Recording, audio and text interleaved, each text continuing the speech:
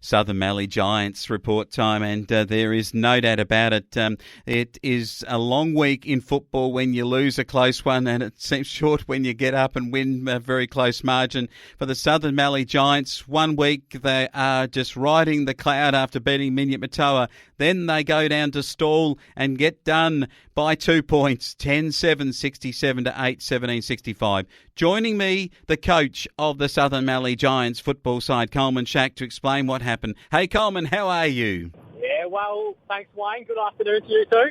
And good to have you on board as always, and to talk about footy. But over in your neck of the woods, a bit of moisture about last weekend?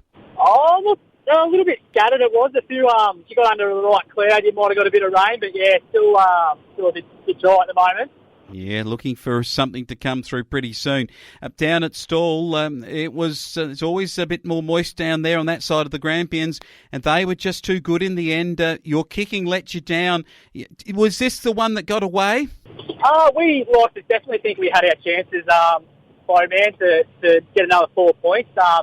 We started well, how we wanted to start. We probably should have picked a couple more goals early, and then to Stawell's credit, they had a ripping second half, and they slowly pegged us back, and probably out-coached by Tommy Eckel with a few things in the second half, and also they just wanted it more in the end, and they ran over the top of it.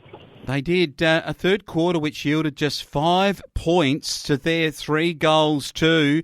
And there is the ball game. 5 scoring shots each. Had your opportunities. Was there any focus on the poor kicking? I think clearly fans at the game would have said that you could have won if you kicked the goals you had the opportunity to kick. Yeah, that's right. You always have those games at times.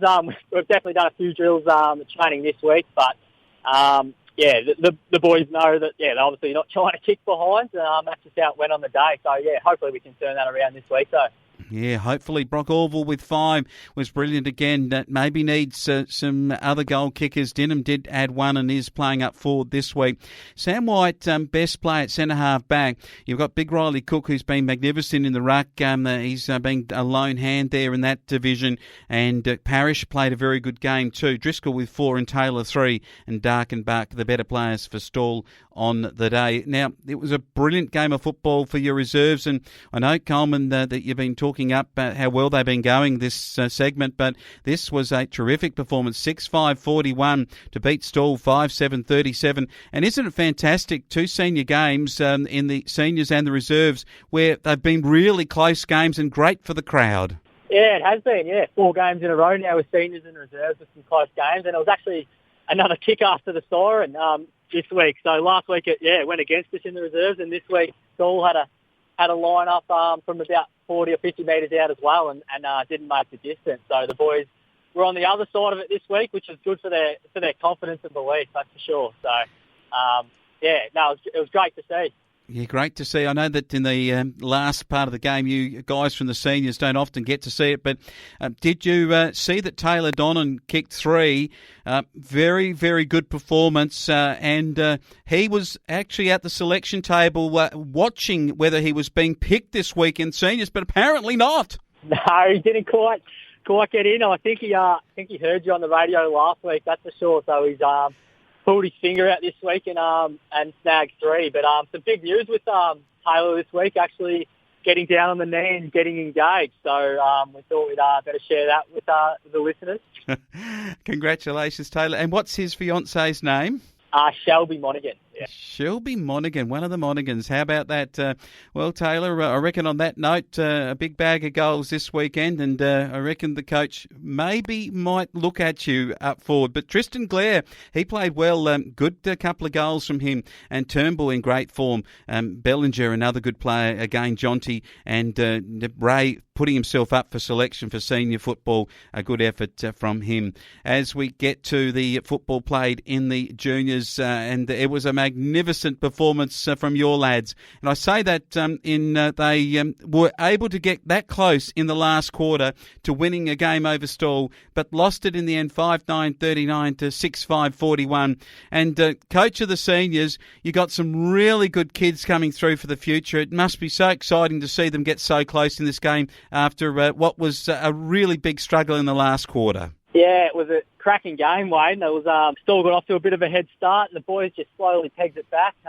Lewin's very proud of them after the game, I know that. So, the last 5 minutes of the game, they had the ball in the 50, right on the line, a couple of shots, a couple of behinds, and they just couldn't quite get it through to get that winning goal. But they were coming home red hot, just unlucky there to get the end. But it shows how much of my knowledge, how much I know about that competition. I didn't really give the boys too much hope. I was hoping they'd get a couple of goals, but they took it right up to them and had a good crack. And Charlie Williams and Ollie Credlin, they stepped up and played some really good footy this week to help out the other on-ballers that normally get the work done, so it was good to see. Yeah, you're talking about young Hudson McCredden, and young Hallam's a good footballer, and then this young lad called Friend, a good friend of the lads around the packs, and done a good job, and young Smith also, he was good. Kay Hallam, 2 goals from him, and then Kay Smith, E. Friend and H. McCredden kicked 1 goal apiece, and they tried everything to get that last quarter goal,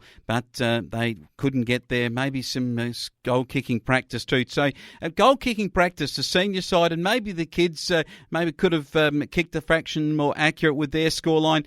Was there a bit of that this week out of training? Yeah, they might be paying a bit too much attention on us at the moment, so we might have to do some whole club drills on some set shots. There definitely will be some set shots. Now, around the club, obviously, it's been just a very, very interesting time. You've got to get over to Nhill this week, which is going to be interesting. We'll talk about that in a moment. But just around the club, but what's the feeling like? I know the netball girls are playing really well and taking it right up to you senior footballers in terms of who's the best side. Yeah, they are at the moment. It's really good to see. They're, especially in the A grade, Nikki's got them well drilled and they're very competitive. And I'd love to be able to go and watch a quarter, but unfortunately we can't playing at the same time. So it's a good feeling around. And I just forgot to mention before, it was actually Justin Williams, so our fullback in the reserve, 150th last week, and Hayden Drew in the seniors. So he's playing his 100th senior game for the Giants this week, so some good efforts there. Yeah, of course, the club's been together now. We stop and think, but Beulah and Hopeton, was it 2014-15, I reckon, back in the Mallee League days where that you finally decide to come together. So you sort of start to look at it, and some of the boys that have been there all along are now playing 100 games for the amalgamated club, which is great to see. And talking about that, looking at this weekend, and the big match is over at Nhill, and the Tigers will be promising on their home deck, but I think you've got their measure. But I understand that you've got a lot of injuries right now, and that could bring you back to the pack a little bit, Coleman. Yeah, unfortunately, you're right. Yeah, a couple out. I think 4 out injured this week. So hopefully they're not too long term, and we get them back in a few weeks. But in saying that opens the door up for some opportunities for some of the players that have been in the reserves. With Ray O'Carra, he comes in for his first game, so he's a cousin of Lee Stewart and Tim Sanford in our back line. So bit of a family affair down there, but he's well deserved his opportunity as well. Played some good footy for us over the few years. Also, Michael Saunders comes in to help out Riley in the ruck.